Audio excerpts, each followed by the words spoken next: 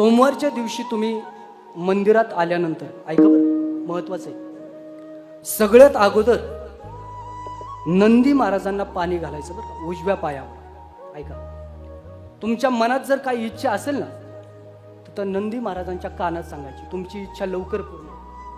कारण नंदी महाराज हे भगवान शंकराचे अत्यंत जवळचे गण आहे, अत्यंत जवळचे भक्त आहे, सखा आहे. त्यानंतर गाभाऱ्यामध्ये गेल्यानंतर ऐका बरं, डायरेक्ट भगवान शंकराच्या पिंडीवर पाणी घालायचं नाही.